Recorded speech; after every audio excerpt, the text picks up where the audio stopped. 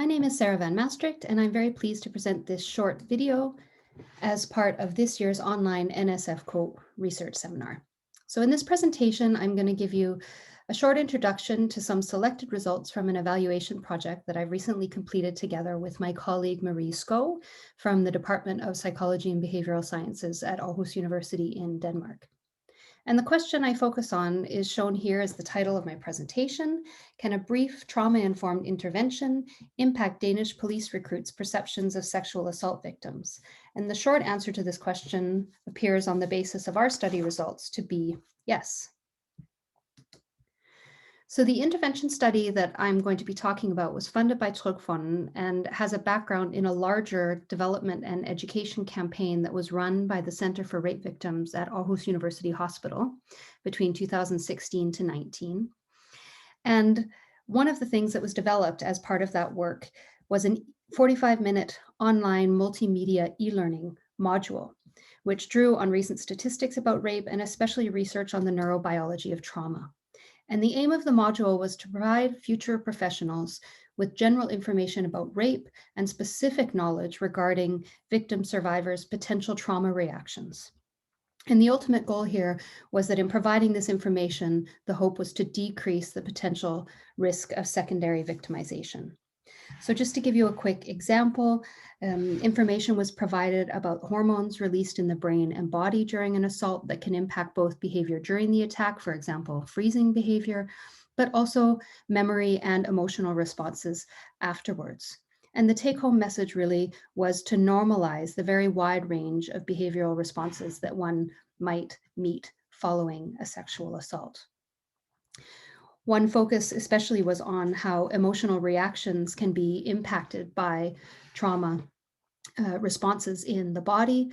And for example, highlighting that what might be expected emotional responses, like a visibly upset, crying kind of response when reporting a rape, could just as easily present as more flat or numbed responses, or even unexpected reactions like smiling or laughing, all of which could be explained based on what we know about the neurobiology of trauma.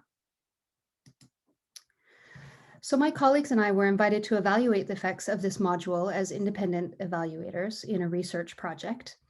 And we did so using a randomized control trial design where participants were allocated to either a control condition or the intervention condition.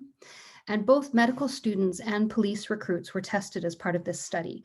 But I'm going to focus on the results from 504 police recruits who tested the material between 2018 and 2019. So in addition to presenting the e-learning module, which was about 45 minutes long and included a variety of quizzes, videos, stories, we also tested the results of the module with an online questionnaire measuring a range of different outcomes, including how the participants perceived the relevance and quality of the e-learning module, what kind of self-reported and actual knowledge they had within the area. We also had a large bulk of the test focused on impressions or ratings of a hypothetical rape victim survivor reporting on something that had happened to her, and used this video vignette case in order to tap into some of the impressions that might be involved. And finally, we also had some questions about various types of rape myths, both general rape myths and rape myths specifically related to trauma reactions. And both the video vignette and the trauma rape myth questions were inspired by some earlier work done by Asken Landström from the University of Gothenburg in a Swedish sample of police. And the primary experimental hypothesis of relevance for today, we also tested other hypotheses, but for today, the primary hypothesis was that the intervention group would display improved knowledge, more nuanced impressions, and lower rape myth acceptance compared to the controls, as these were, of course, the things that were targeted in the e-learning material itself. So what did we find? What I'm going to present now is a selection of some descriptive findings comparing the intervention and the control group. We've, of course, also carried out more detailed multivariate analyses, but for simplicity's sake, I'm just going to show these simple comparisons, but all of these are also significant in more controlled models.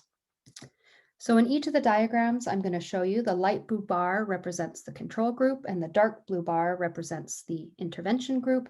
And the values that you see presented here are mean scores for each group. So if we look first of all at knowledge, this was specific self-reported knowledge about trauma reactions. We see a significantly higher reported amount of knowledge in the experimental group. When we dug into this a little bit deeper, we saw that 48% of the control group said they had very little or little knowledge in the area, compared to only 15% of the intervention group. So we saw a higher level of self-reported knowledge in this group, but still a lot of the discussions following data collection highlighted amongst the participants the need for even more knowledge within this area. We also created an index store that measured impressions of the statement that the young woman in the video vignette provided. And this relates to the aim of the e-learning material to highlight the message that the coherence, detail, and structure of rape reports cannot necessarily be used as any indication of credibility or truth, as these things can also be impacted by trauma reactions. And we see that as a starting point in the controlled group, there were fairly positive impressions of the statement, but these were even more so and significantly more so in the intervention group. Similarly, we wanted to identify how the e-learning material impacted perceptions of the complainant's credibility. And in this case, this is a single item that I've shown here on a 7-point scale from not at all credible to very credible. And you can see here, again, an increase or a larger mean in the intervention group. Another area was the rape myths that I mentioned. This presentation is of the trauma rape myths specifically. We made an index score of 6 specific questions, including things like positive emotions like smiling and laughing is a sign of a less truthful report, for example. In the control group, 28% were on the agree side of the scale in relation to that question, and we saw that drop to 7% in the intervention group. So generally, we're seeing less myths. You can see the dark blue bar is shorter than the light blue bar here.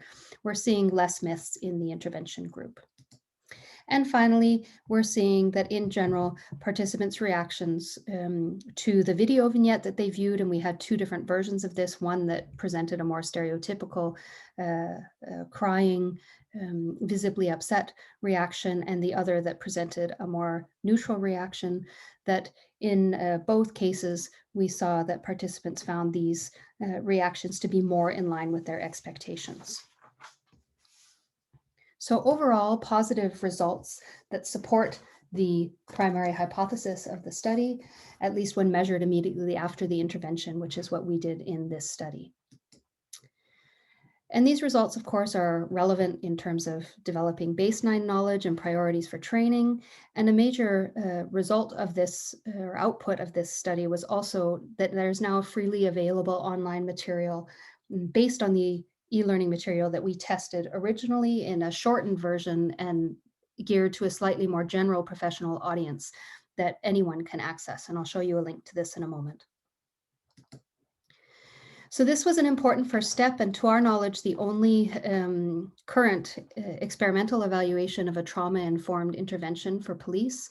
But of course, there's room for further developments in terms of longer-term follow-ups, behavioral measures, especially testing baseline knowledge and experimental effects with more experienced investigators, and generally promoting more dialogue and collaboration between research and practice to the benefit of both professionals working in this very complex area and also the victim survivors who come in contact with the system.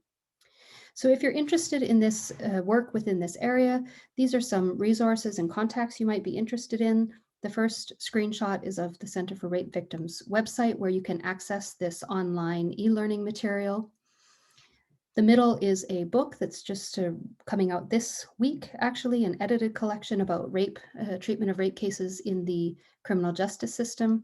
And finally, you can find my contact information here, the face behind the voice for this video.